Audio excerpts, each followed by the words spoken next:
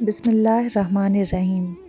حاضر ہوں ویڈیو کا دوسرا پارٹ لے کر۔ جیسا کہ پہلے پارٹ میں ذکر ہوا تھا کہ تمام انسانوں کو دوبارہ زندہ کیا جائے گا اور ان کو میدان حشر میں اکٹھا کیا جائے گا، تو اس حصے میں ہم آگے ذکر کریں گے کہ سب سے پہلے حضرت ابراہیم علیہ السلام کو کپڑے پہنائے جائیں گے، پھر ہمارے نبی صلی اللہ علیہ وسلم کو پہنائے جائیں گے، پھر سارے نبیوں کو پہنائے جائیں گے، پھر اذان دینے والوں کو کپڑے پہنائے جائیں گے۔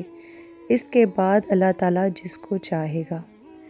پھر یہ اس دن کا حساب کتاب ہے جس میں پار ہونا میری، آپ کی، بلکہ ہم سب کی سب سے بڑی ضرورت ہے، کیونکہ مرد و عورت کو فرشتے گردن میں ہاتھ ڈال کر گھسیٹ کر اللہ کے پاس لائیں گے، استغفر اللہ، اور سامنے لا کھڑا کر دیں گے، کیا مرد کیا عورت، سب کی ٹانگیں کانپ رہی ہوں گی، تو اللہ تعالیٰ پوچھے گا بتاؤ میری بندی آج کے دن کیا لے کر آئی ہو۔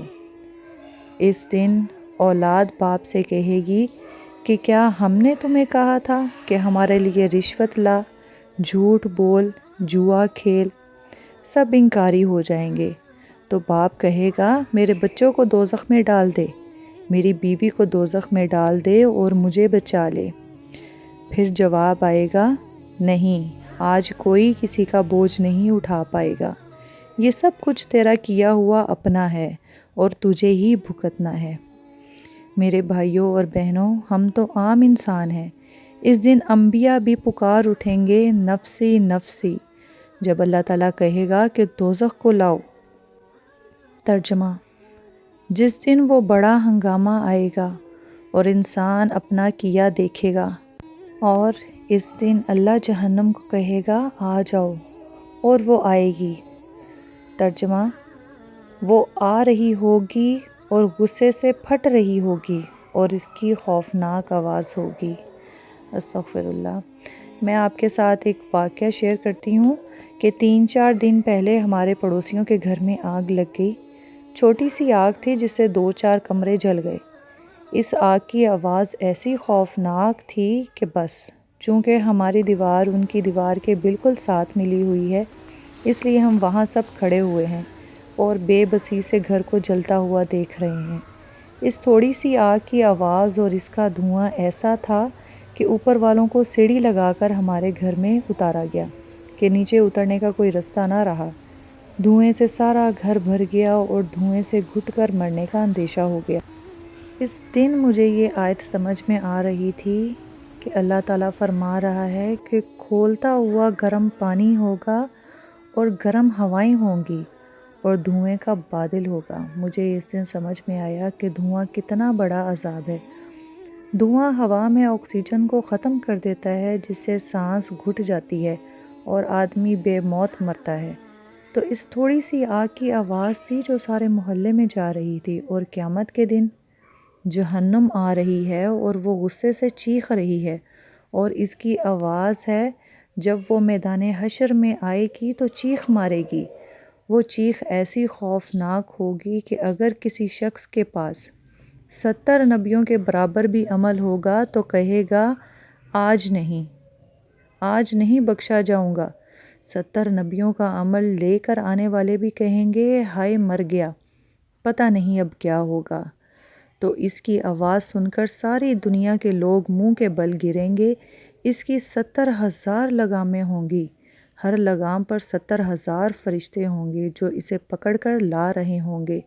وہ ایسی منہ زور ہوگی کہ فرشتوں کے ہاتھ سے نکل رہی ہوگی۔ جب وہ میدان حشر میں آئے گی تب فرشتے بے بس ہو جائیں گے، فرشتے اس کو قابو نہیں کر سکیں گے۔ اس وقت اللہ تعالیٰ کی ایک خاص تجلی آئے گی جو اس پہ پڑے گی اور وہ تھم کے پیچھے ہٹ جائے گی، اور اگر اللہ تعالیٰ اس دن اپنی تجلی کو اس وقت ظاہر نہیں فرمائے گا تو 4,90,000 فرشتوں کے ہاتھوں سے دوزخ چھوٹ جائے گی اور پوری دنیا کے نیک و بد کو نکل جائے گی، کسی کو نہ چھوڑے گی، سب کو نکل جائے گی۔ اس دن جب وہ آئے گی اور ایک دم پھٹے گی اور ایک دم بھڑکے گی، فرشتوں کے پسینے چھوٹ جائیں گے۔ پھر جب اللہ تعالیٰ اس پر اپنی تجلی کو ڈالے گا تو وہ بے بس ہو کے پیچھے ہٹے گی۔ اس دن اس کی آگ اور اس آگ کی آواز کو سن کر ساری دنیا کے عام انسان تو انسان نبی بھی پکار اٹھیں گے، نفسی نفسی یا رب نفسی۔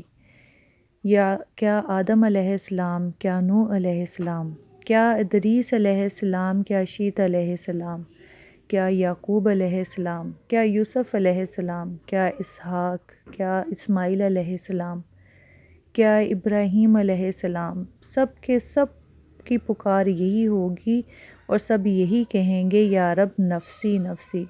حضرت عیسیٰ علیہ السلام کہیں گے یا اللہ میں اپنی ماں کا بھی سوال نہیں کرتا، بس تو میری جان بخش۔ اس وقت صرف ایک ہستی ہوگی جو کہہ رہی ہوگی یا رب امتی یا رب امتی یا رب امتی۔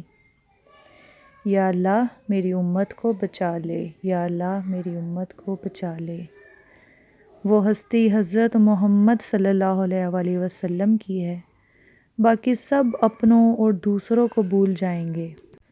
تو میرے بھائیوں اور بہنوں، اس دنیا کے دھوکے میں آ کے اللہ کو ناراض کرنا دنیا کی سب سے بڑی نادانی ہے۔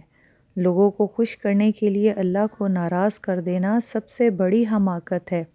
اس سے نادان بڑا اور کوئی نہیں جو لوگوں کو خوش کرنے کے لیے اللہ کو ناراض کر دے، جو اپنے من کو دنیا کو آباد اور راضی کرنے کے لیے آخرت کی زندگی کو اجاڑ دے، برباد کر دے۔ اس سے نادان نہ کوئی مرد ہے اور نہ اس سے زیادہ بیوقوف کوئی عورت۔ یہ دنیا کے سب سے زیادہ نادان لوگ ہیں جو آخرت کا سودا کرتے ہیں اور پھر دنیا کو خرید لیتے ہیں اور آخرت کو بیچ دیتے ہیں۔ کلمہ اس بات کا تقاضا کرتا ہے کہ اللہ کے سامنے بچھ جاؤ، اللہ کی مان کر زندگی گزار جاؤ، لوگوں کے طعنوں کو سن کر کانوں میں تیل ڈال لو اور سننا بند کر دو۔ لوگوں کو ترچھی نظریں دیکھو تو نظریں جھکا لو، آنکھوں پہ پردے ڈال لو کہ مجھے نہ دکھائی دیتا ہے نہ سنائی دیتا ہے، بس میرا اللہ راضی ہو جائے، میری منزل مجھے مل گئی۔ یا اللہ بس تو راضی ہو جا، میرا مسئلہ حل ہو گیا۔ لوگوں کو خوش کرنا ہو تو امام حسین رضی اللہ تعالیٰ عنہ کی اتنی بڑی قربانی دینے کی کیا ضرورت تھی؟ تو تمام ویڈیو دیکھنے والوں سے ریکویسٹ ہے کہ اس بات کو یاد رکھیں کہ ایک دن مرنا بھی ہے اور مر کے دوبارہ زندہ بھی ہونا ہے، اور جو کچھ کیا ہے اس کا حساب بھی دینا ہے۔ تو اس لیے دنیا میں جو بھی کام کریں اللہ تعالیٰ کی رضا کے لیے کریں اور بھلائی کے کام کریں۔ ویڈیو اچھی لگی ہو تو ویڈیو کو لازمی لائک کر دیں اور چینل کو سبسکرائب کر دیں۔ جزاک اللہ۔